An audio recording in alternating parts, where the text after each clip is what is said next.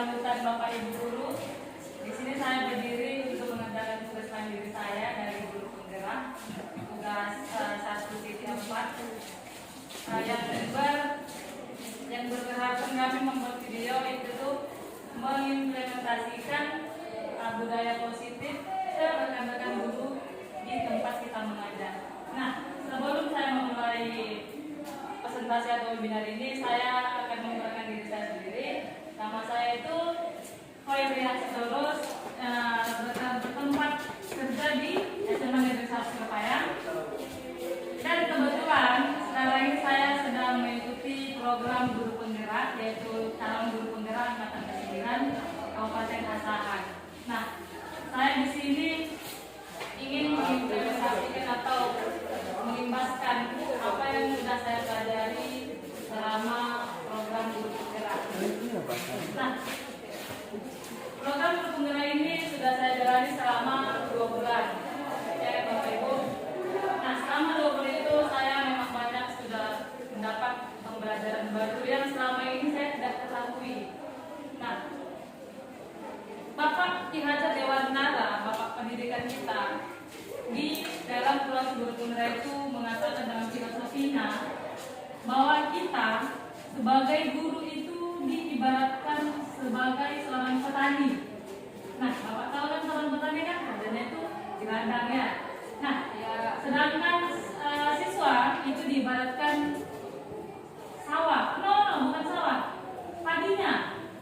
Sedangkan ladang itu diibaratkan oleh sekolahnya, atau sekolah ini diibaratkan lahannya. Ya, Bapak Ibu. Nah, di sini filosofi Ki Hajar Dewantara itu mengatakan kita sebagai petani atau kita sebagai guru, tugasnya itu hanya menuntun anak ke tujuan yang mau tujunya melalui 2 kodrat, yaitu kodrat alam dan kodrat zaman. Nah, kodrat alam di sini adalah anak itu kan lahir dengan latar belakang yang berbeda, otomatis lingkungan mereka berbeda, karakter semuanya berbeda ya kan. Jadi kita di sini hanya menuntun dengan kodrat alamnya. Nah, sedangkan kodrat zaman kita sebagai guru mengajar itu mengikuti zaman sekarang, yaitu kan teknologi nih. Jadi kita sebagai guru itu harus menggunakan teknologi dalam mengajar. Tapi karena sarana prasarana kita terbatas, kita juga agak kesulitan untuk mengimplementasikan hal tersebut. Nah, dikatakan apa tadi, siswa, yaitu padi. Padi itu akan tumbuh, berkembang biak dengan cara dituntun oleh gurunya tadi, dan dituntut dan dibutuhkan lahan yang subur. Ya kan? Kalau lahannya tidak subur, lahannya tandus, bisa jadi tidak hasilnya tidak memuaskan. Ya betul Ibu sayang. Nah, sama dengan lingkungan sekolah. Jika lingkungan sekolah kita tidak mendukung hal tersebut, siswa dan guru tidak bakal bisa berkolaborasi. Contoh, kalau misalnya lingkungan kita itu terbiasa untuk membudayakan hal-hal negatif seperti anak boleh datang terlambat, ketika anak memakai merokok kita tidak marahi, itu kan lingkungannya negatif. Nah, di sini kami sebagai guru penggerak angkatan ke-9, kami dianjurkan atau diharuskan untuk mengimplementasikan bagaimana sih membudayakan hal positif di sekolah kita. Karena dengan mempunyai budaya positif atau lingkungan yang positif, kita bakalan bisa membuat siswa itu melakukan pembiasan-pembiasan positif seperti datang tepat waktu, supaya anak itu sadar diri gitu. Jadi di sini saya berdirinya akan mengimplementasikan atau membiasakan bagaimana sih mendisiplinkan siswa atau bagaimana sih membuat lingkungan sekolah itu mempunyai budaya-budaya positif. Itu sebagai pengantarnya. Nah, apa kabar Bapak Ibu semuanya? Setelah beberapa tadi yang saya jelaskan, apakah Bapak Ibu masih sehat dalam keadaan sehat? Sehat. Sudah sarapan hari ini? Belum sarapan. Kenapa belum sarapan? Karena puasa. Alhamdulillah, semoga puasanya sampai. Nah, Bapak Ibu yang hebat, di sini saya akan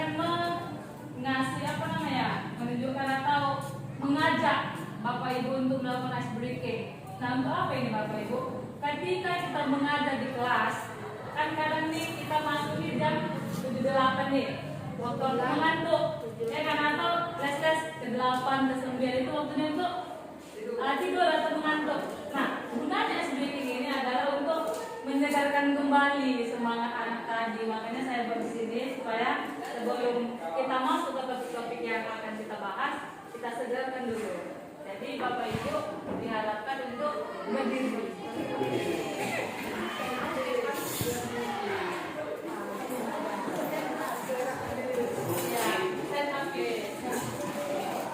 Nah, nanti cluenya bakalan tertera di sini.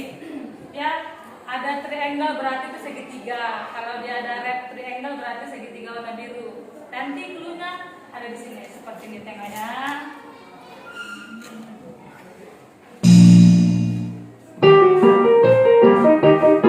Clap your hands.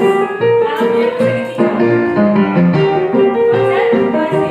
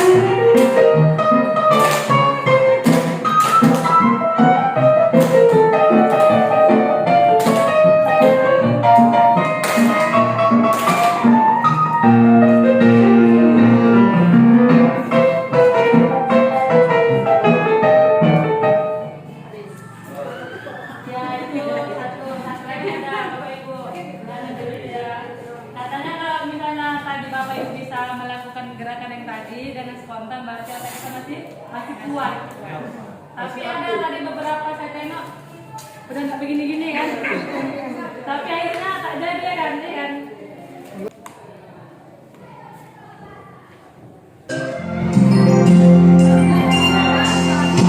Ke atas menggapai bintang, tangan ke samping bulan terbang, tangan ke depan ikan berenang, duduk dan rapi siap berdoa. Takut-takutan tangan diputar, lunggu-lunggu tangan digulung, bulan melihat kita berpundak, kanan kiri atas bawah dia berdoa. Satu jari kanan, satu jari kiri, bukan menjadi dua, dua jembatan panjang. Dua jari kanan, dua jari kiri, bukan menjadi empat, dua kamera juga. Tiga jari kanan, tiga jari kiri, bukan menjadi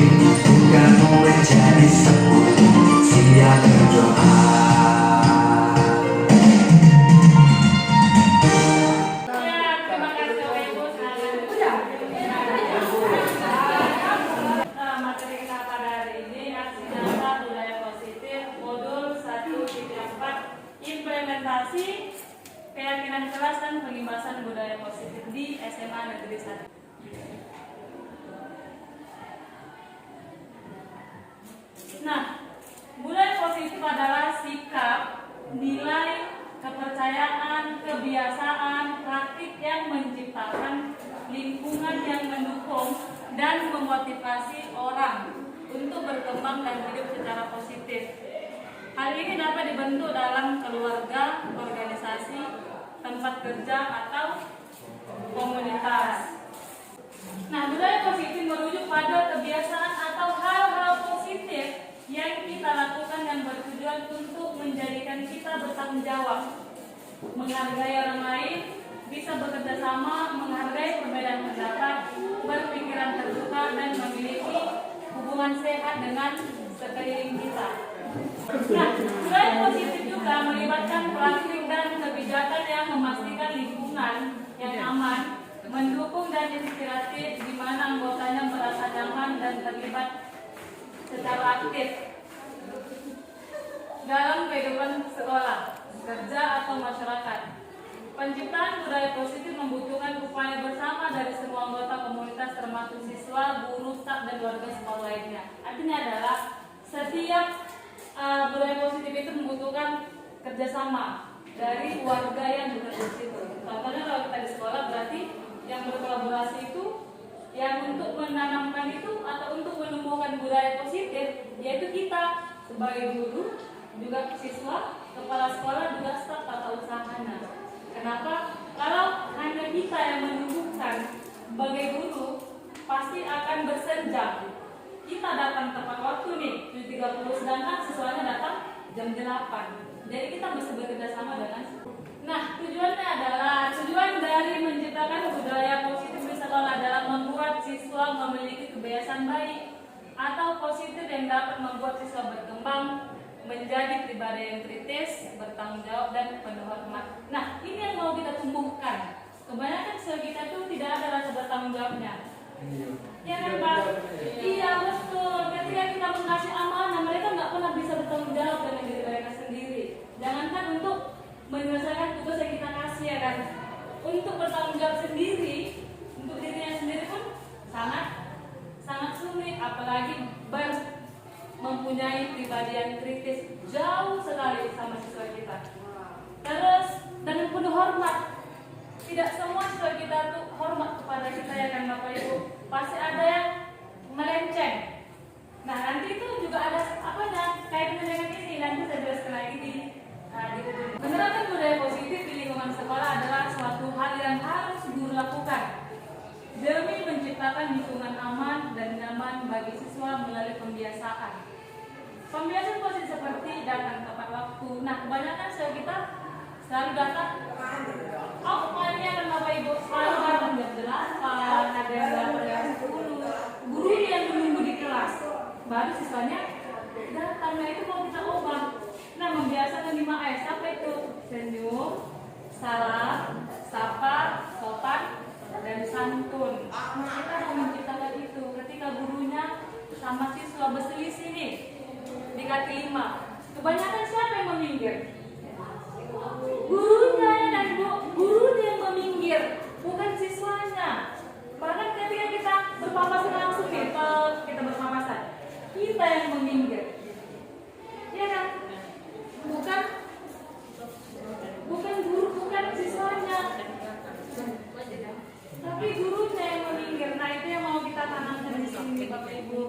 Nah membiasakan buang sampah pada tempatnya. Kebanyakan siswa kita kalau siap makan ke kantin, ke jajan, pasti mereka buang sampah sembarangan. Terserah mereka mau di mana dibuang, ya kan? Padahal tempat sampah sudah kita sediakan. Nah, saling menghormati atau saling menghargai. Nah, dari sini masih banyak lagi Bapak Ibu. Kasih ya. Nah, yang mau saya bahas di sini adalah hal yang dibahas dalam budaya positif itu ada 6. Ya, yang pertama itu disiplin positif, yang kedua teori motivasi, hukuman dan penghargaan, ketiga keyakinan kelas, 4, 5 kebutuhan dasar manusia, 5 posisi kontrol, dan 6 itu segitiga restitusi. Nah, ini dia Bapak Ibu. Disiplin positif. Apa itu disiplin ya? Nah, dari sekian kemarin itu saya cari-cari kan, ternyata disiplin itu berasal dari bahasa Latin yang artinya disiplin aja artinya belajar. Disiplin diri membuat orang menggali potensinya menuju sebuah tujuan apa yang dihargai. Namun di budaya kita nih, disiplin itu termasuk atau tergolong ke keterpaksaan, ketidaknyamanan, ya kan? Padahal kalau kita sudah disiplin, semuanya bakal berjalan dengan lancar.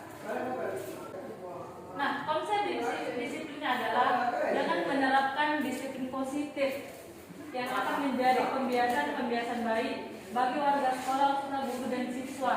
Ketika guru dan siswa bisa berkolaborasi, terjadilah pembiasaan baik. Pembiasaan baik itulah yang bakal menjadi budaya positif di lingkungan sekolah kita.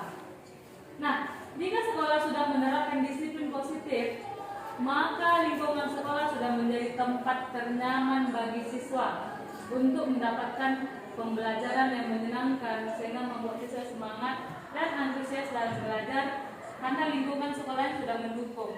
Jadi kita sangat membutuhkan menerapkan budaya positif di lingkungan sekolah kita. Secara umum, disiplin positif adalah suatu pendekatan untuk menerapkan disiplin dari dalam diri anak, berarti menimbulkan rasa kesadaran diri tanpa hukuman atau hadiah. Kebanyakan siswa kita pasti nanti saya kasih hadiah ya, nilai bagus ya, baru anaknya mau berbuat. Nah, di sini kita dengan budaya positif tadi kita menghindari yang namanya hukuman atau hadiah.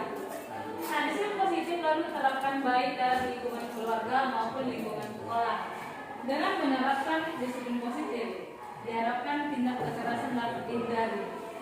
Ya, ketika disiplin positif kita terapkan di sekolah, tidak ada lagi yang namanya siswa dijemur di bawah matahari, siswa disuruh lari-lari, siswa disuruh kok, itu tidak ada lagi karena kita sudah menerapkan disiplin positif.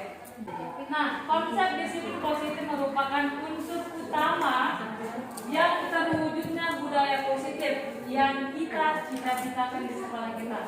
Kita sebagai guru berpendapat bahwa kalau saja anak-anak ini bisa disiplin, pasti mereka bisa mengikuti belajar dengan baik. Dan kita juga beranggapan mendisiplinkan orang itu adalah hal yang sangat berat, sangat menantang, ya kan? Tapi kita sebagai guru jangan menyerah untuk melakukan hal-hal yang baik. Nah, tujuannya adalah agar terbentuk murid-murid yang berkarakter. Ini yang kita mau tuju. Siswa yang berkarakter, berdisiplin, santun, jujur, peduli, bertanggung jawab, dan merupakan pembelajar sepanjang hayat. Ini yang mau kita tuju. Kenapa kita harus menciptakan budaya positif di lingkungan kita sendiri? Karena kita mau menimbulkan atau menciptakan siswa yang berkarakter, berdisiplin, santun, dan jujur. Nah, ini contoh dari disiplin positif Bapak Ibu. Boleh Bapak baca nomor yang nomor 1, Pak? Contoh dari disiplin positif itu adalah yang pertama, datang dan masuk kelas sebelum bel berbunyi atau tepat waktu. Selanjutnya yang kedua, memakai seragam sesuai anjuran sekolah. Yang ketiga, mengerjakan tugas sesuai waktu yang diberikan oleh guru. Yang keempat, bersikap sopan santun terhadap guru. Dan yang terakhir, kelima, mengikuti upacara bendera setiap hari Senin. Iya, itu contohnya ada 5. Ini saya tambahin lagi. Boleh mulai dibacakan? 6. Membersihkan kelas sesuai jadwal tiket. 7. Mentaati peraturan sekolah. 8. Tidak membuat keributan baik di kelas maupun di luar kelas. 9. Membayar iuran sekolah sesuai kesepakatan bersama. 10. Memberikan keterangan jika tidak hadir ke sekolah. Nah, itu baru 10 dari sekian contoh disiplin yang saya saya sebutkan. Nah, ini yang pada umumnya. Nah, pada umumnya kita di sini ketika mereka tidak datang, mereka hanya selalu biasa saja. Tidak ada keterangan sama sekali, tidak ada respon. Jangan khawatir. Iya, tidak ada respon sama sekali, tidak ada niat baiknya untuk beritahu dia kemana gitu kan. Nah, dengan adanya budaya positif, ini tidak bakalan kita jumpai lagi.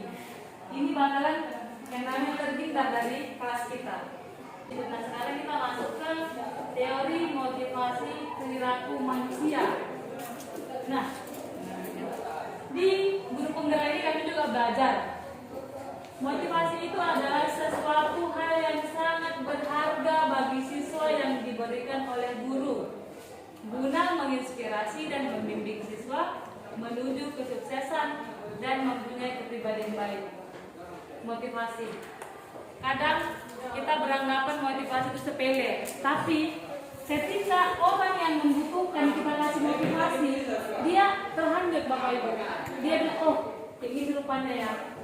Ternyata motivasi ini sangat berharga bagi yang membutuhkan, gitu, bagi yang menghargai motivasi yang kita berikan. Nah, kita sebagai guru, setidaknya kita harus memberi motivasi yang untuk membangkitkan semangat siswa untuk belajar. Nah, sebagai guru kita harus sering memberikan motivasi katanya. Jadi kita di kelas itu apapun yang kita masalah sering-sering memotivasi siswa dan diri sendiri supaya tetap semangat dalam menjalankan tugasnya.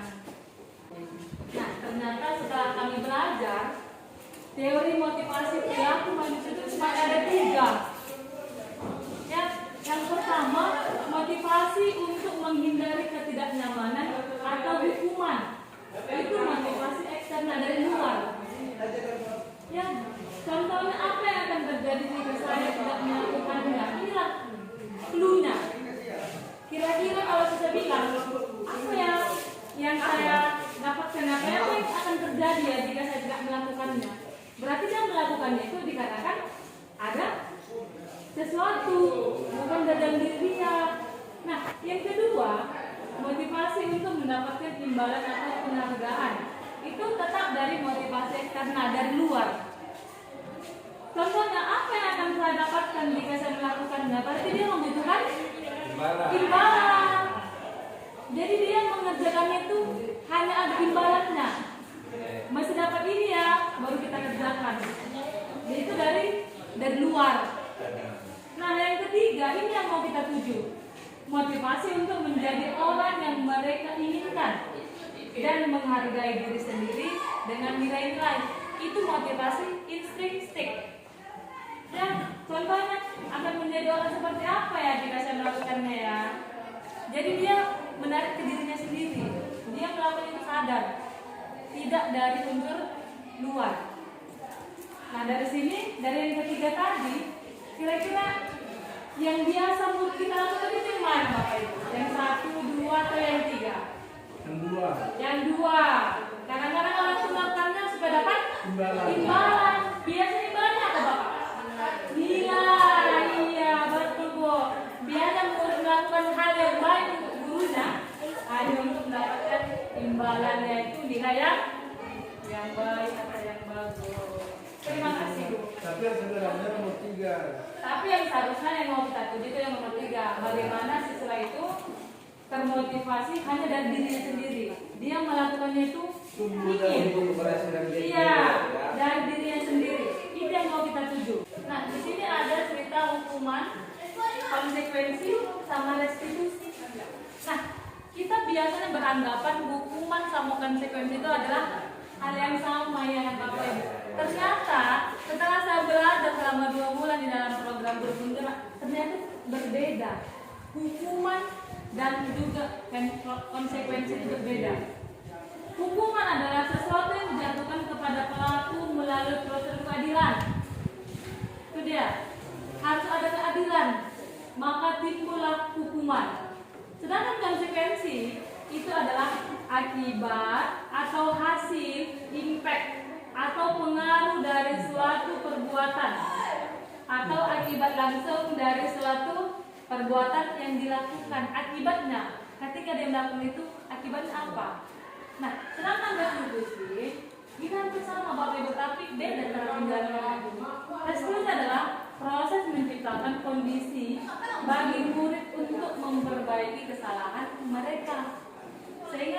bisa kembali pada kelompok mereka dan menjadi diri mereka sendiri. Artinya adalah di restitusi inilah peran guru yang sebenarnya.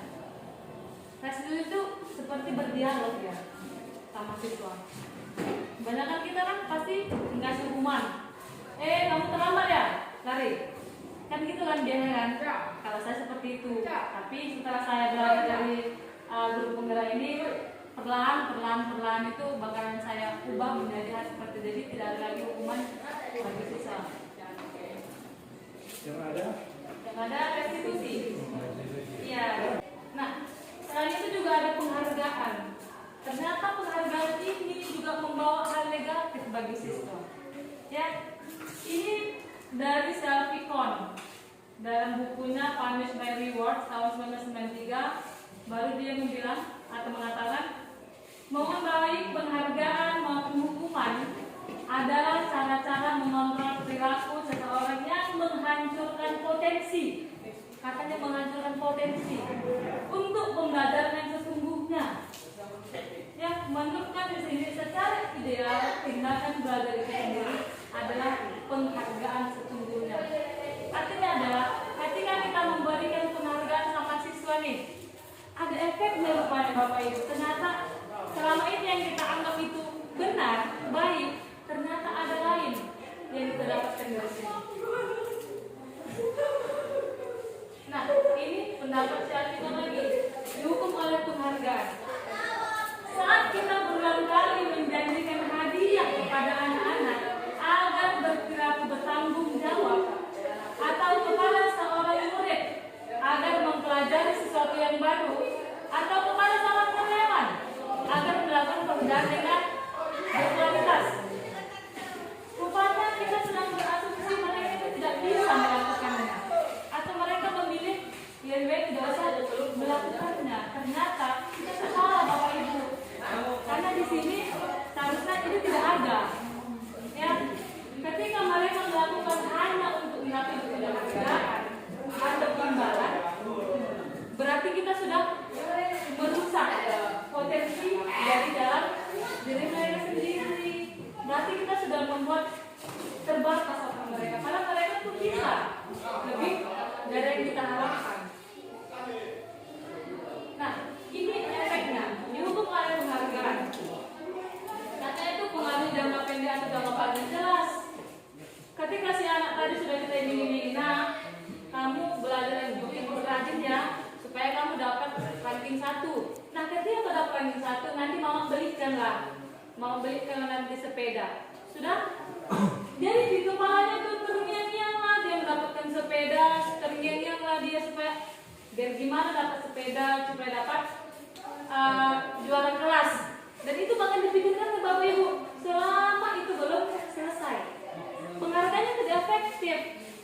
Kalau misalnya Bapak Ibu nih mempunyai siswa banyak nih, ada beberapa siswa yang menunjukkan potensi bakatnya. Kadang penghargaan untuk si anak yang pertama sama yang kedua kadang kita bedakan. Dan itu tidak efektif Bapak Ibu rupanya. Nah, penghargaan merusak hubungan jelas. Ada bersiri-irian. Kenapa ya? Iya, sama perlakuannya yang dikerjakan anak, tapi kenapa dia yang dapat, kok aku enggak ya? Gitu si anak ngomong. Jadi merusak hubungan antara siswa sama siswa atau anak kita yang di rumah. Nah, mengurangi ketepatan, menurunkan kualitas, betul. Menurun kualitas di sini maksudnya adalah ketika anak tadi bekerja atau melakukan sesuatu itu demi mendapatkan sesuatu, berarti kualitas menurun. Seharusnya dia mencari sendiri, tapi dia terpaku dengan hadiah yang kita berikan. Nah, penghargaan hukum itu motivasi dari dalam diri sendiri. Jadi motivasi dan apa? Hukuman bentuk penghargaan ini ternyata membunuh karakter anak dengan menjanjikan hal-hal indah. Iya, ternyata selama ini yang kita bayangkan. Iya, ternyata rupanya yang kita bayangkan selama itu nggak apa-apa lah ya. Nanti nah kalau kamu misalnya kan kayak saya kasih duitnya ya, ternyata itu membunuh karakter dia. Dia melakukan hal tersebut bukan atas diri sendiri, bahkan untuk gimana supaya dapat uang 5.000 dari mamaku ya. Jadi itu yang dikejarkan. Jadi itu jangan kita buat lagi Bapak Ibu, hukuman atau penghargaan. Nah, selanjutnya itu ada keyakinan kelas. Keyakinan kelas. Baru di sini ada pertanyaan pemantik. Mengapa tidak peraturan saja ya? Mengapa keyakinan kelas? Nah, ini ada pertanyaan-pertanyaannya. Satu, mengapa kita memiliki peraturan tentang menggunakan helm pada saat mengendarai kendaraan roda dua? Pasti jawabannya apa Bapak Ibu? Kenapa kita harus pakai helm ketika mengendara? Untuk keselamatan. Yang ketika kita ada kenapa-napa, kepala kita, iya. Jadi keselamatan. Nah, yang kedua, mengapa kita memiliki peraturan tentang penggunaan masker ketika pandemi dulu? Jawabannya kira-kira apa? Untuk virus. Yang kena virus berarti kesehatan yang mau kita jaga ya, kesehatan dan keselamatan. Nah, ternyata yang kita jauh tadi keselamatan, baik dia kesehatan itu rupanya termasuk ke keyakinan kelas, bukan ke peraturan.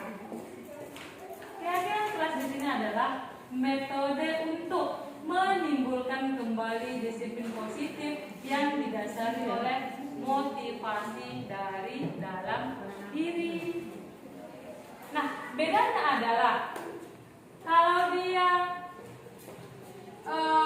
keyakinan kelas ya atau kesepakatan kelas itu disepakati dan dibuat oleh dua belah pihak, hanya guru sama siswa. Jadi kita memberi mereka kesempatan untuk apa sih yang mau kita buat di kelas ini? Dilarang ini loh Bu, dilarang ini. Nah itu kesepakatan kita. Nah sedangkan peraturan itu hanya dari satu belah pihak, yaitu boleh dari guru, boleh dari sekolah. Jangan bawa HP ya, itu kan kita, ya kan? Tidak disepakati oleh siswa atau kepala sekolahnya. Jadi di sini dibutuhkan itu sebenarnya keyakinan kelas atau kesepakatan kelas. Nah, nilai keselamatan atau kesehatan inilah yang kita sebut sebagai suatu keyakinan, yaitu nilai-nilai kebajikan universal yang disepakati secara tersirat dan tersurat. Nah, ini dia Bapak Ibu yang perlu lagi kita ketahui. 5 kebutuhan dasar manusia. Ternyata ada 5. Yang pertama, bertahan hidup. Yang kedua, rasa yang terima. Yang ketiga, yang keempat, yang kelima. Nah, ternyata Bapak Ibu, yang 5 ini kadang itulah yang dibuat siswa kepada kita. Contoh, bertahan hidup. Pernah tidak ketika Bapak Ibu masuk kelas, siswanya datang terlambat dengan alasan kemana-mana, kemana? Ke kantin, dari kamar mandi, ya kan? Ternyata itu dia mau memenuhi kebutuhan hidup dia, bertahan hidup. Tapi kita kadang tidak mengetahui, kita kenapa nggak sarapan di rumah nak? Kamu kan harusnya sarapan di rumah, gitu kan? Ternyata Bapak Ibu mungkin di rumahnya itu dia lagi ada masalah, makanya dia sarapannya di sekolah. Nah, ketika anak kita seperti itu, rupanya dia bertahan hidup Bapak Ibu. Ternyata kita selama ini yang nggak tahu kan? Nah sekarang kita sudah tahu. Nah, rasa yang dan diterima. Kadang pernah nggak Bapak Ibu di kelas nih, anak itu yang sering menjahili siswa kawannya, yang menjahili lah, yang suka apalah, cari-cari perhatian. Pernah nggak? Pernah, sering. Nah, ternyata mereka itu mau dikasayangi, sayang dan diterima. Dia mau disayang oleh kita Bapak Ibu. Tapi kadang kita tidak paham. Iya, tidak peka sama mereka. Nah, penghargaan. Mereka mau ketika mereka melakukan suatu hal, kita beri apresiasi. Terbahasa dengan motif, oh bagus ya anak ya, besok buat lagi gini anak ya, tinggalkan lagi anak. Nah itu kan mereka membutuhkan hal seperti itu. Kebebasan. Makanya Bapak Ibu ada kurikulum merdeka, itulah yang dituntut mereka, itu kebebasan. Anak-anak itu bebas memilih cara berada seperti apa. Kalau kita perhatikan, sebenarnya kita sebelum mempelajari kurikulum merdeka, kita juga sudah memerdekakan siswa dengan cara ketika kita memberi tugas, pernah nggak Bapak Ibu? Tugasnya bebas, mau dari poster, mau pakai tulisan, mau pakai praktek, pernah nggak dibebaskan? Nah, itu rupanya sudah termasuk membebaskan siswa, termasuk berdiferensi. Jadi rupanya saya selama belajar di sini baru saya tahu berdiferensi itu rupanya membebaskan anak mencari hasil dengan sendirinya tanpa kita paksa. Nah, kesenangan. Kadang anak-anak itu mempunyai kesenangan sendiri, tapi tidak bisa kita pahami. Dengan mereka itu memberikan atau meminta kesenangan sama kita itu dengan cara yang berbeda, dengan cara yang salah. Ya kan, hanya caranya yang salah. Tapi mereka ingin kesenangan Bapak Ibu. Ternyata mungkin mereka di rumah nggak senang, makanya mereka tersebut di sekolah. Nah ini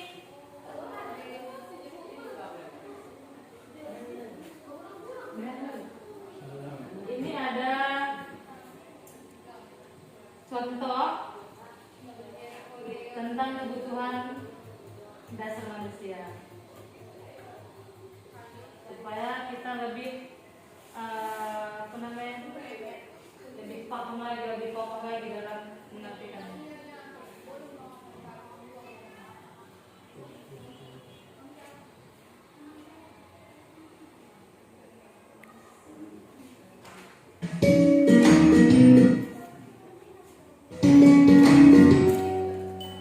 Salam dan bahagia Ibu dan Bapak guru hebat.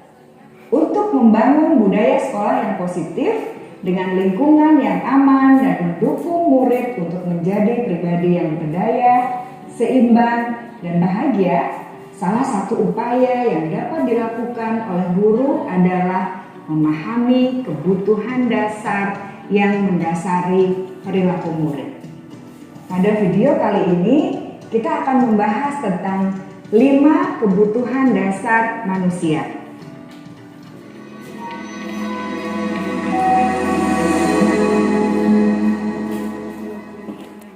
Ki Hajar Dewantara dalam salah satu kutipannya menyatakan, kita ambil contoh perbandingannya dengan hidup tumbuh-tumbuhan.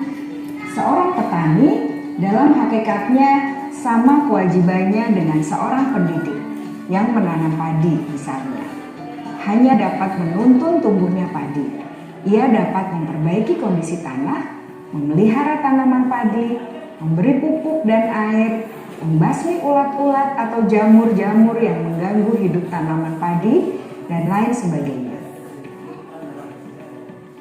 Ketika guru memahami kebutuhan apa yang mendasari perilaku murid, dan guru berusaha menuntun dan mendukung murid dalam memenuhi kebutuhannya secara positif, pada hakikatnya guru tersebut ibarat seorang petani yang sedang berusaha memahami kebutuhan masing-masing tanaman, dan ia berusaha memenuhi kebutuhan tanaman tersebut agar dapat tumbuh dengan subur dan maksimal. Nah, itulah Bapak Ibu contoh dari 5 kebutuhan dasar manusia.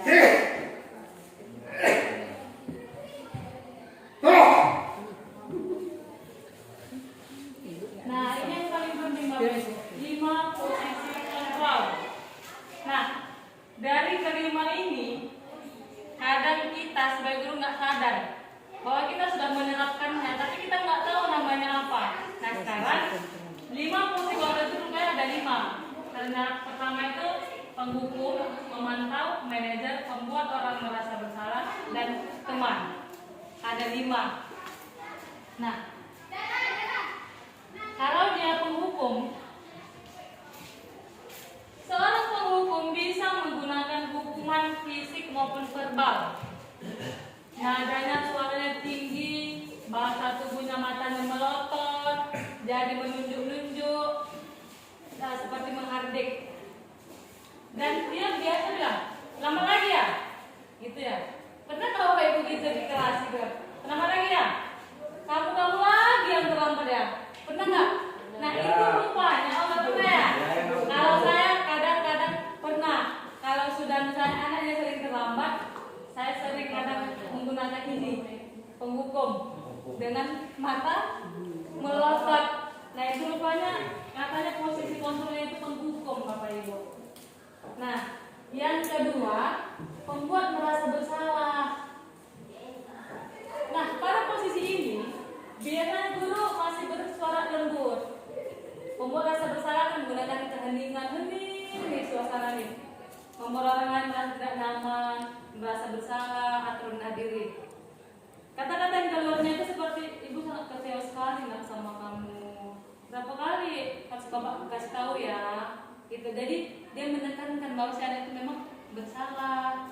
Gimana coba kalau orang tua kamu tahu kamu seperti ini? Nah itu biasanya siapa?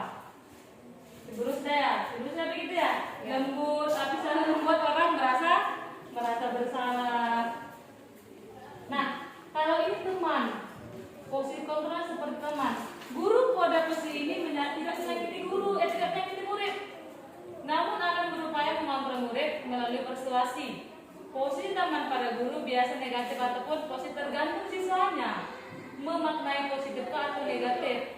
Nah, positif ini berupa hubungan baik yang terjadi antara guru dan murid. Guru di posisi teman menggunakan hubungan baik dan humor. Ini seperti Pak Nur kayak ini. Ayo bantu dari Bapak ya. Ayo ingat tidak bawa bantuan selama ini. Nah, dianya Pak Nur itu seperti teman sama muridnya, ya kan? Nah, kalau ada pemantau, ini biasanya Pak Bobi nih. Memantau berarti mengawasi. Pada saat kita mengawasi, kita bertanggung jawab atas perilaku orang-orang yang kita awasi. Ini biasanya Pak Bobi nih. Nah, posisi pemantau berdasarkan pada peraturan-peraturan konsekuensinya dengan menggunakan sanksi atau konsekuensi. Kita dapat misalkan hubungan pribadi kita dengan murid. Dan biasanya itu bilang, peraturannya apa? Apa yang telah kamu lakukan? Gitu, biasanya kan di sini itu Pak Bobi yang seperti itu ya. Nah, ini yang paling baik Bapak Ibu, manajer. Posisi terhadap manajer adalah posisi di mana guru berbuat sesuatu bersama dengan murid, mempersilahkan murid mempertanggungjawabkan perilakunya, mendukung murid agar dapat menemukan solusi atas permasalahannya. Nah, inilah gunanya tadi kesepakatan kelas. Ketika kita sudah membuat kesepakatan kelas, kalau kita posisi kontrol sebagai manajer, kita hanya bilang kesepakatan kita yang mana ya nak? Yang kau langgar. Coba dulu ingat kesepakatan yang mana? Kamu meyakini hal yang mana? Jadi dia hanya mengingatkan dan menyuruh menganjurkan siswa untuk bertanggung jawab. Nah, ini contohnya Bapak Ibu.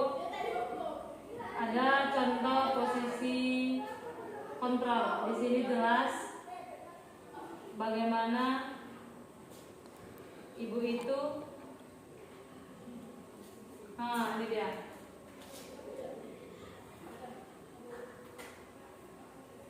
Kalian gosek, sub, dikontrol dalam menghadapi masalah tersebut. Ini harus ngomong seperti ini. Tidak ada yang terlambat.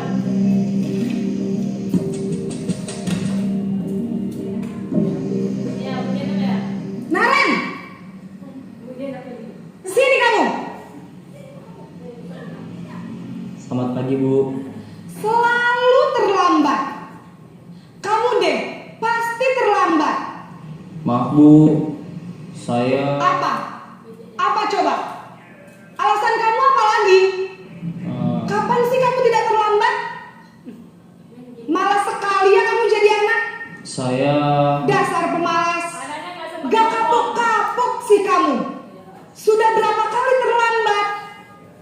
Sana, kamu keliling lapangan basket 2 kali. kenapa saya harus keliling lapangan basket Bu? Kenapa? Kamu melawan ibu? Berani-beraninya jawab. Sudah terlambat, masih berani jawab pula. Sekarang, keliling lapangan basket 5 kali sekalian. Biar kapok. Cepat, pergi sana ke lapangan basket. Posisi penghukum biasanya berbicara dengan nada tinggi, menghardik, Nah, ini pembuat merasa bersalah.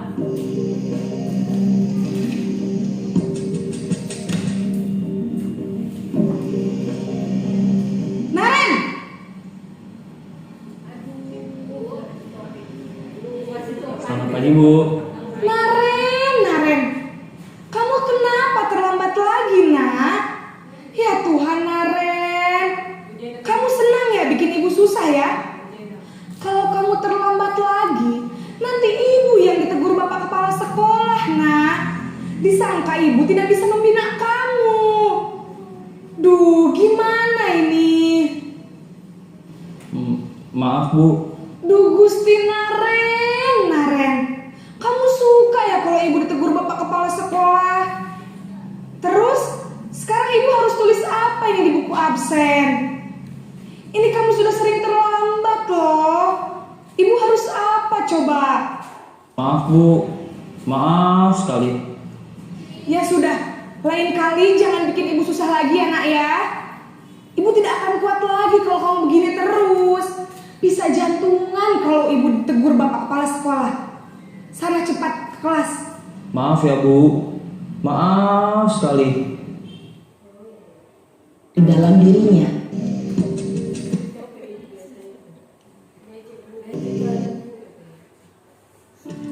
Nah, ini posisi teman. Posisi teman. Ya, teman. Naren!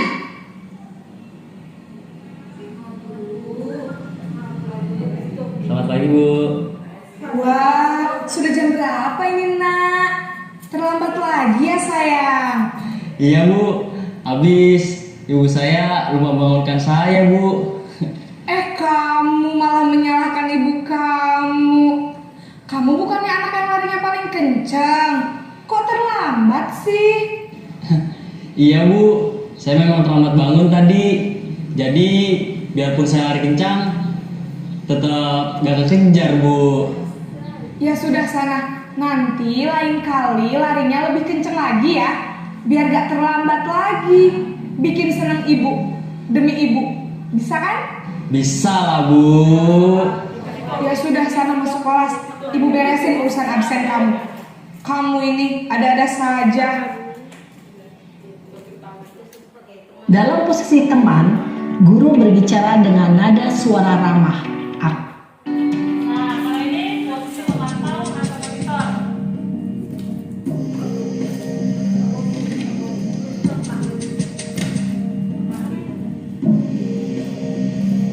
Naren!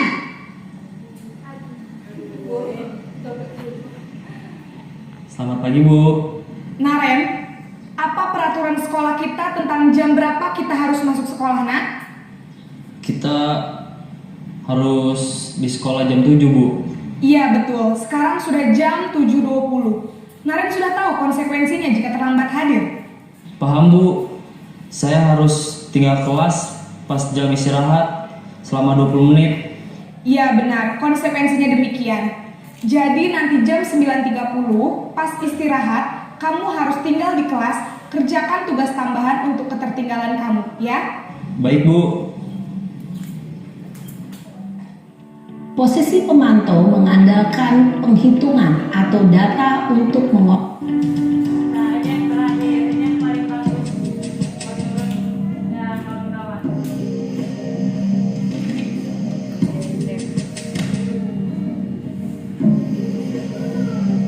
Naren!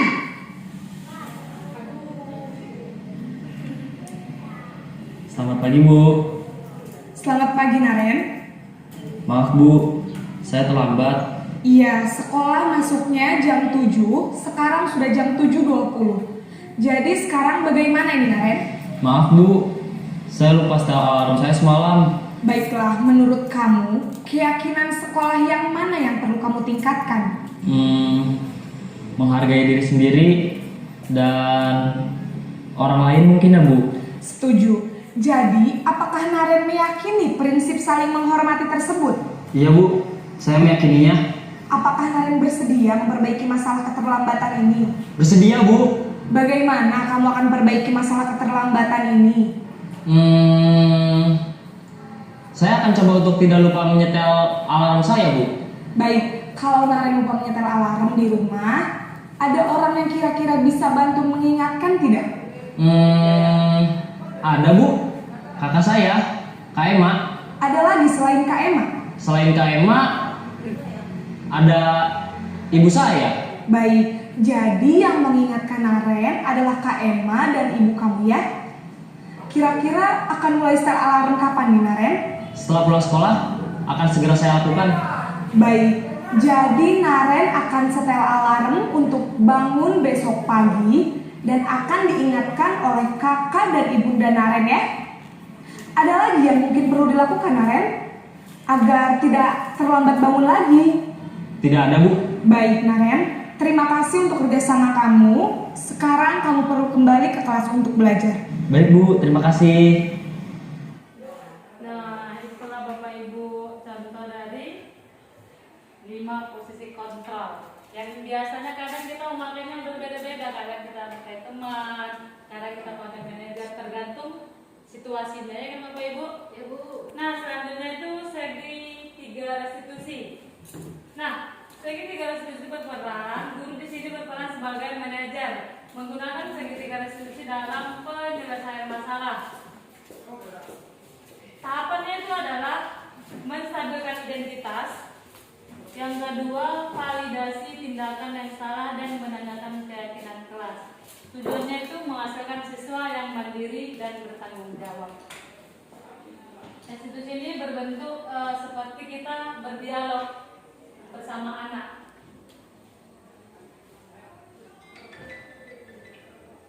Nah, langkahnya itu yang pertama menstabilkan identitas.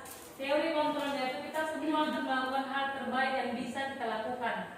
Yang kedua, validasi tindakan yang salah. Semua perilaku memiliki alasan. Yang ketiga, menanyakan keyakinan. Kita semua memiliki motivasi internal.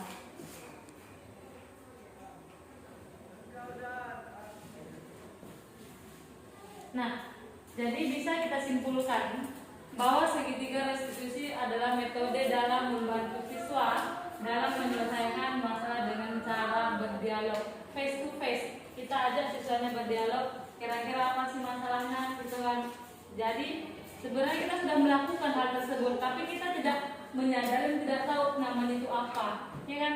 Kadang sudah kita bermasalah, pasti kita panggil sini nak, tapi kita kadang tidak mengetahui apa namanya. Sekarang namanya itu ibu-ibu restitusi dengan cara berdialog kepada dengan siswa.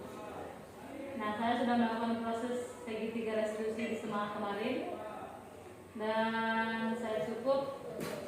Thank you, terima kasih atas waktunya Bapak Ibu. Saya harap dengan penjelasan saya ini kita bisa bekerja sama menimbulkan atau membuat sebuah perubahan sekolah kita dengan cara membudayakan kebiasaan-kebiasaan positif yang akan kita lakukan setiap harinya.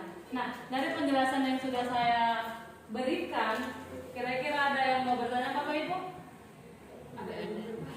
Iya, boleh Bapak, boleh Bu, silakan. Tadi kan saya dengarkan di situ ada segitiga restitusi. Ya. Bagaimana kira-kira penerapannya di sekolah kita yang mayoritas anaknya susah dibilangi atau susah dikasih tahu? Oh iya, baik. Bagaimana cara penerapan segitiga restitusi? Mayoritas anak kita ini kan susah dibilangi ya kan Bapak Ibu ya. Nah, kalau kemarin ternyata ketika saya membuatnya langsung, dan itu pada saat itu saya masuk di kelas 1291 nih. Saya masuk di kelas itu, ternyata saya buat tugas. Ternyata ada nih satu orang laki-laki yang tidak mengerjakannya. Nah, karena saya sudah belajar yang namanya segitiga restitusi, saya panggil nih anak. Saya panggil, ternyata kan tadi di situ dikatakannya ada 3 kan prosesnya kan. Nah, menstabilkan identitas. Pertama saya ada berdialog, saya ada dulu. Apa kabar nak? Hari ini sehatnya? Sehat Miss. Dia bilang. Nah, sarapannya tadi kita kembalikan dia semangat dia lagi dengan kita panggil. Nah, setelah itu baru kita stabilkan identitas. Dengan apa? Kita bilang, semua orang itu pernah buat salah, termasuk juga saya kan. Nah, dengan kata seperti itu, anak-anak merasa kita sudah menstabilkan mereka, gitu. Dengan cara kita semuanya pasti buat salah kan, kita bilang. Jadi dia merasa, oh iya ya Miss, gitu ya. Nah, yang kedua, validasi tindakan yang salah. Semua perilaku memiliki alasan. Kita tanya, kenapa ya kamu nggak mengerjakan tugas? Alasan kamu apa nak? Kenapa coba? Tadi kan sudah misalnya kerjakan tugas, kenapa nggak kamu kerjakan? Nah, itu sudah masuk yang kedua, ditanyakan. Dengan adanya itu dia jelas, jujur. Oh Miss, saya tadi malam Miss rupanya lama kali main HP, chattingan sama kawan sehingga lama tidur, membuat saya mengantuk nggak belajar Miss. Jadi saya di kelas tadi tidur ketika disuruh mengerjakan tugas. Nah, yang ketiga, karena sudah ada kesepakatan kelas tadi, ya kan, kita tinggal bilang, coba dulu kesepakatan kelas mana yang kamu langgar ketika kamu tidak mengerjakan tugas. Ya, dia bilang apa? Miss, saya sudah melanggar yang namanya bertanggung jawab. Seharusnya siswa itu ketika dikasih tanggung jawab untuk mengerjakan tugas, saya semestinya bertanggung jawab untuk mengerjakannya. Gitu. Jadi dengan 3 langkah ini, yang pertama tadi, semua orang itu pernah melakukan kesalahan, gitu kan, kita stabilkan balik. Ya. Nah yang kedua tadi, apa alasan kamu nak? Pasti kamu memiliki alasan untuk melakukan hal tersebut. Nah yang ketiga, kita bilang, keyakinan kelas mana sih nak yang kamu langgar? Nah dengan cara ini, kita bisa membuat masalah itu jadi terselesaikan, ya. Karena kita mengajar diskusi dan di akhirnya kita suruh kira-kira apa yang akan kamu lakukan dengan mengapai masalah kita tadi, menyelesaikan masalah tadi. Mungkin dengan cerita saya kemarin, dia bilang, ya Miss, saya nggak bakalan ulangi lagi dan saya akan kerjakan soal ini dalam waktu 10 menit. Nah, dalam 10 menit itu saya kasih waktu untuk mengerjakan soal tersebut. Nah, itulah sistem penerapan segitiga restitusi. Bagaimana Ibu? Iya, terima kasih. Ada lagi Ibu? Ya, silakan Bu. Tadi sewaktu penjelasan pengertian hukuman dengan konsekuensi itu berbeda. Ya, betul. Nah, jadi bagaimana kita menerapkannya kalau dalam kehidupan kita sehari-hari di sekolah? Iya, baik. Hukuman dan konsekuensi itu kan sangat berbeda nih, ya kan? Tapi di kepala kita tuh sama ya, namanya pun sudah hukuman berarti sanksi atau konsekuensi. Nah, ternyata setelah saya belajar di guru penggerak, ternyata berbeda. Nah, contoh hukuman, misalnya nih, saya mengajar di bahasa Inggris, nah datanglah siswa terlambat 20 menit. Jadi yang saya kasih hukumannya keliling lapangan selama 2 kali lapangan keliling. Itu nggak menyenggol, nggak nyambung sama pelajaran saya kan. Nah itu termasuk hukuman.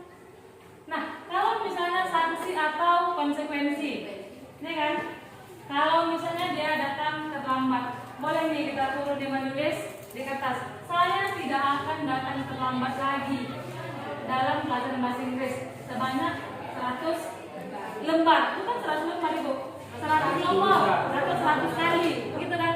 Nah kita di situ bisa mengambil nilai bagaimana tulisan dia ketika menulis. Nah kita juga dapat. Nah ketika dia mengerjakan hukuman mengelilingi lapangan sebanyak 2 kali, kita nggak dapat apa-apa.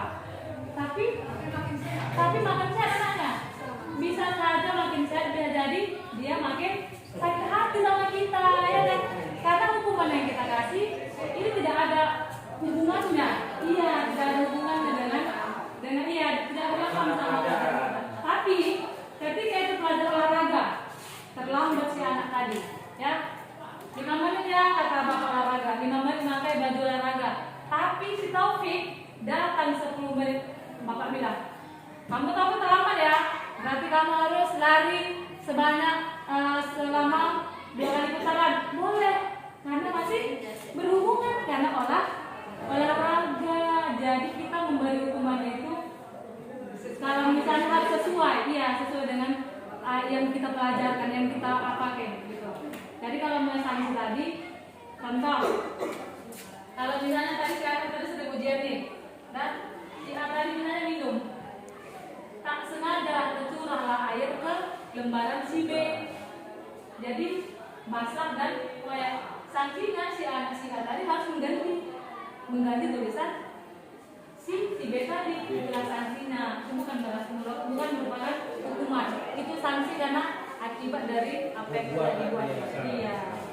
Bagaimana Ibu? Iya, terima kasih. Ada lagi? Tidak ada lagi pas? Cukup? 3 Tidak ada lagi? Iya, terima kasih atas waktunya. Nah, saya berharap ketika saya memberikan pemaparan materi tadi, saya berharap kita sebagai guru bisa bekerja sama untuk membudayakan pembiasaan positif di sekolah kita supaya anak-anak atau lingkungan kita ini menjadi lingkungan aman dan nyaman dan mendukung kita sebagai guru juga, ya kan? Jadi ketika kita mempunyai lingkungan yang sehat, lingkungannya aman, yang kita tuh mengajarnya pasti nyaman, pasti senang. Jadi itulah gunanya budaya positif. Iya, semuanya akan berpenuh dengan baik. Saya rasa cukup sampai di sini. Lebih dan kurang saya mohon dimaafkan. Bukan untuk menggurui, tapi sekadar berbagi apa yang sudah saya dapatkan selama 2 bulan terakhir dalam proses pelatihan guru penggerak. Terima kasih waktunya Bapak Ibu. Saya ucapkan Assalamualaikum warahmatullahi wabarakatuh dan selamat pagi menjelang siang. Terima kasih dan boleh pulang.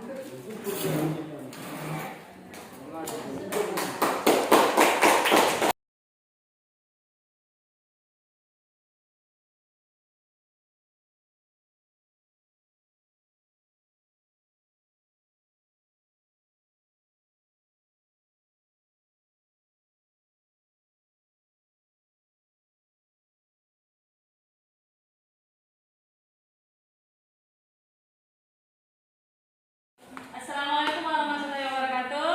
Waalaikumsalam warahmatullahi wabarakatuh. Selamat pagi anak-anak Miss. Pagi Miss. Bagaimana kabarnya? Baik. Apakah sudah sarapan? Belum. Sarapan. Nah, nanti ya selesai kita belajar, bolehlah sarapan ke kantin sebelah ya. Tapi jangan lupa untuk sarapan dari rumah supaya kita tetap sehat, tetap kuat menghadapi cobaan dunia. Mantul sekali. Nah, di minggu semalam kita sudah cerita tentang kesepakatan kelas, ya kan, keyakinan kelas yang akan kita buat. Nah, sekarang ini kita lanjutkan kembali. Apa sih itu kesepakatan kelas atau keyakinan kelas? Kenapa mesti kesepakatan kelas kan? Kenapa bukan peraturan? Oke, nah, Miss jelaskan dulu. Kesepakatan kelas itu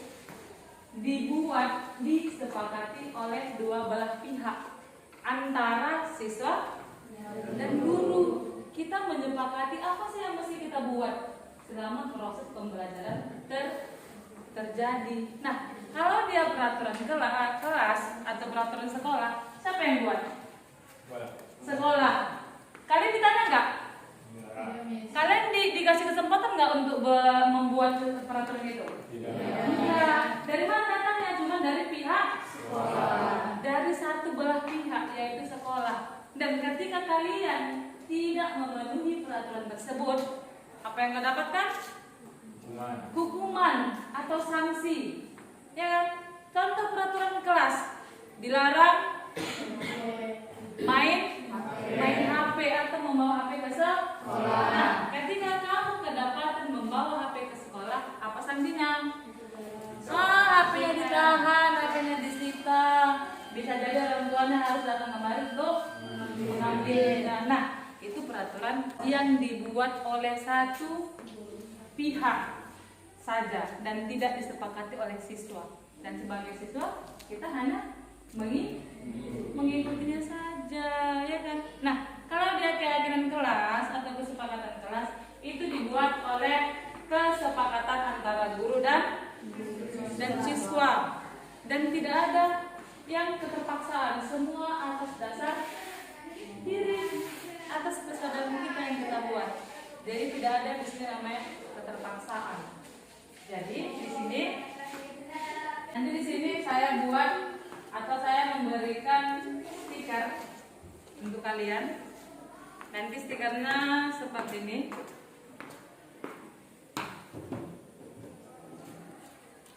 Nih. Nah, di stikernya nanti ini bakal saya kasih satu persatu, ya kan? Nah, ngapain tadi, Miss? Kalian disuruh menuliskan keyakinan kelas. Apa sih yang mau kita buat di kelas kita ini? Kira-kira apa sih yang mau kita sepakati? Bisa nggak ditulis kemarin?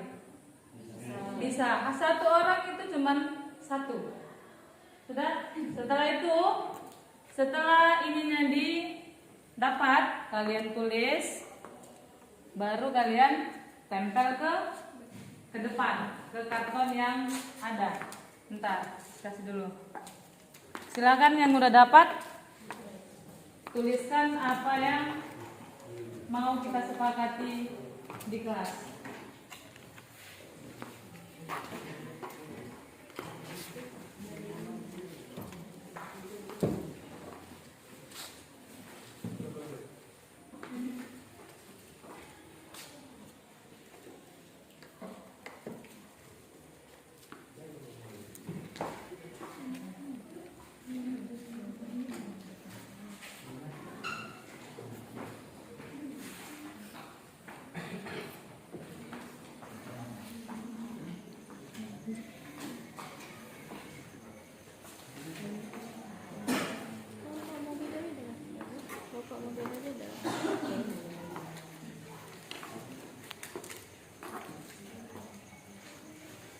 Oke, sudah dapat semua? Ya, silakan tuliskan satu kesepakatan kelas yang akan kita sepakati selama proses pembelajaran.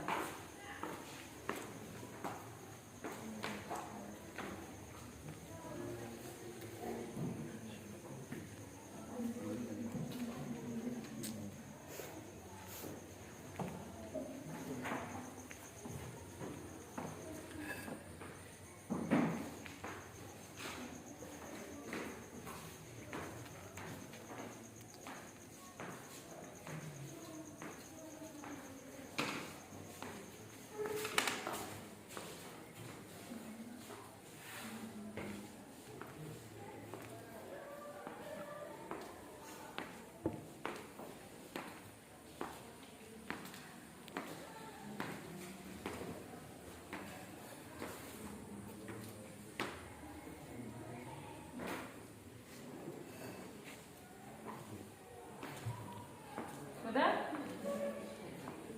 Udah siap buat kesepakatan kelasnya?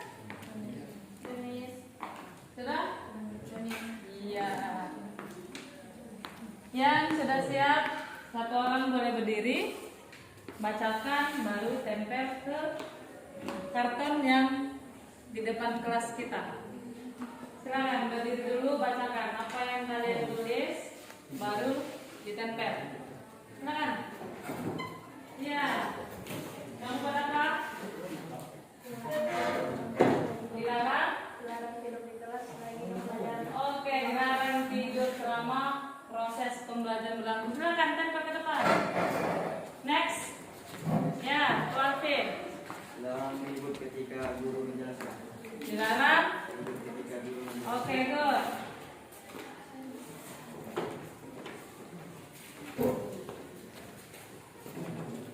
Next.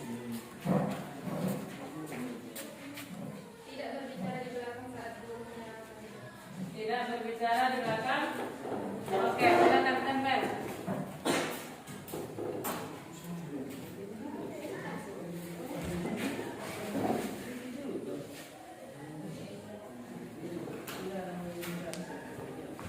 Next. Ya, hadir. Dilarang membuang sampah di dalam kelas. Oke, good.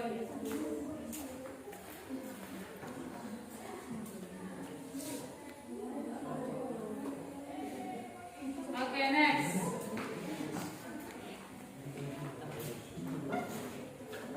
Ya. Dilarang berbicara saat guru menjelaskan. Oke, good.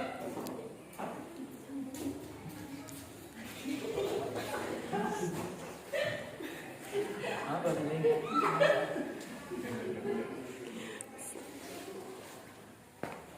Next. Kedamaian saat pelajaran dan komunikasi. Oke, good. Silakan tempel.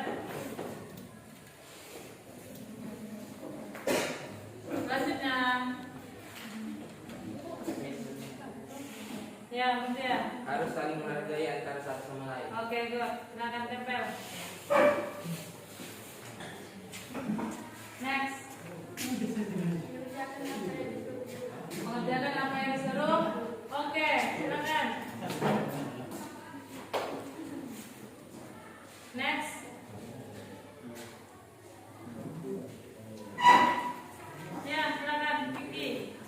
Dilarang ribut ketika guru lagi menjelaskan dan saling menghargai. Oke, good.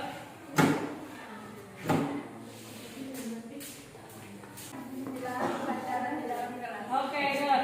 Menghargai pendapat orang lain. Oke, good. Main HP di saat belajar. Oke, good. Next. Dilarang memakai sepatu berwarna selain hitam. Oke. Dilarang makan atau minum saat pelajaran sedang berjalan. Oke, good. Rapikan ya, tempelnya ya.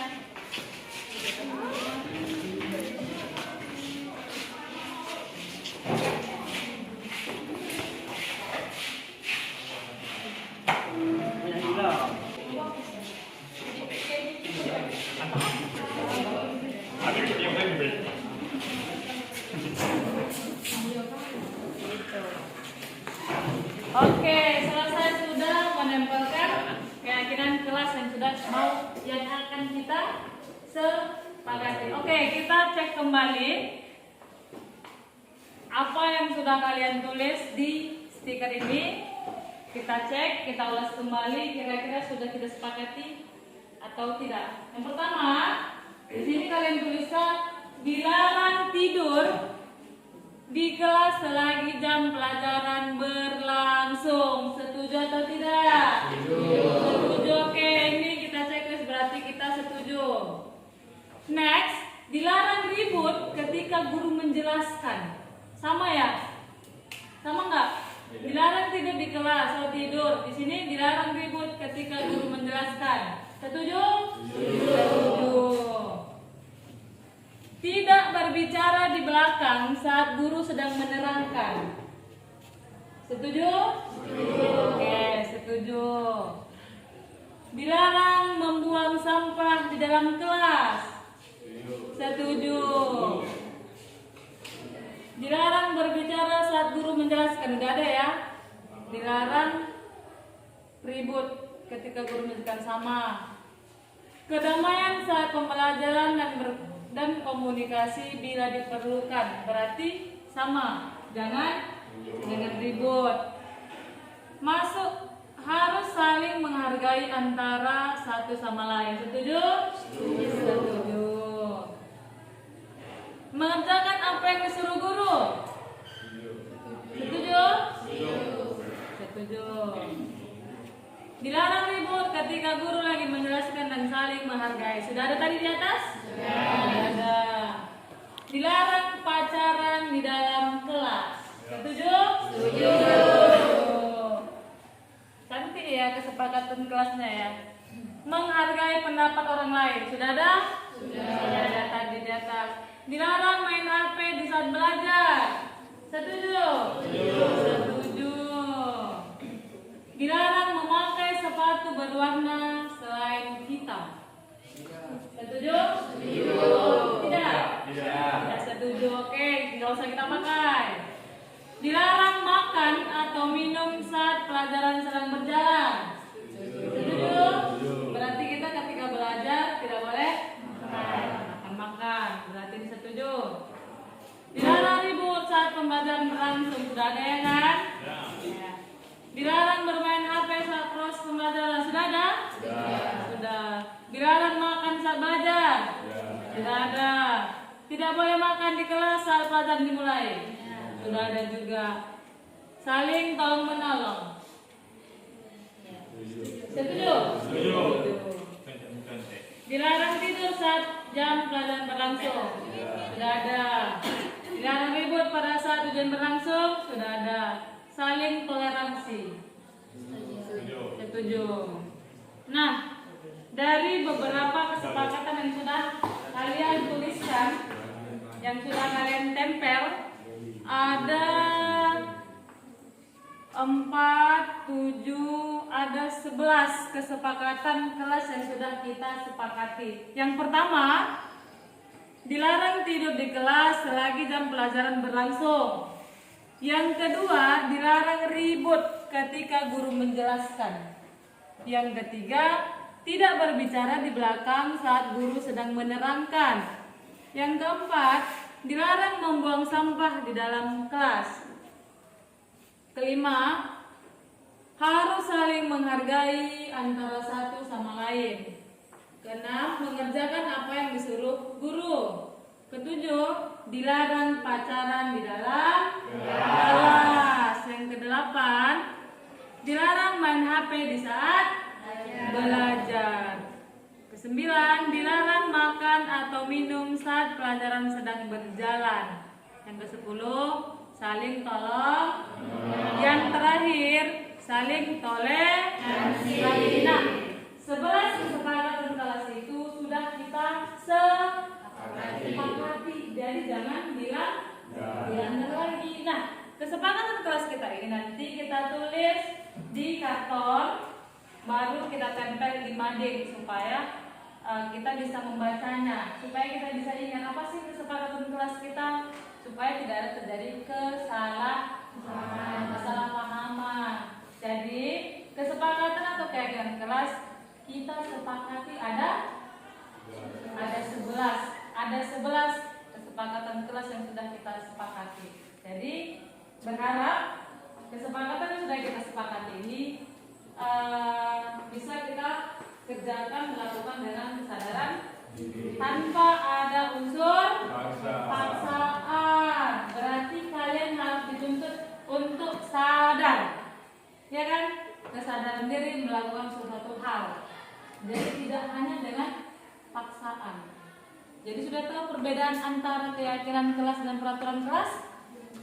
Sudah. Peraturan kelas dibuat dari sekolah, dari satu pihak, yaitu pihak sekolah. Sedangkan keyakinan kelas disepakati oleh dua pihak antara siswa dan guru.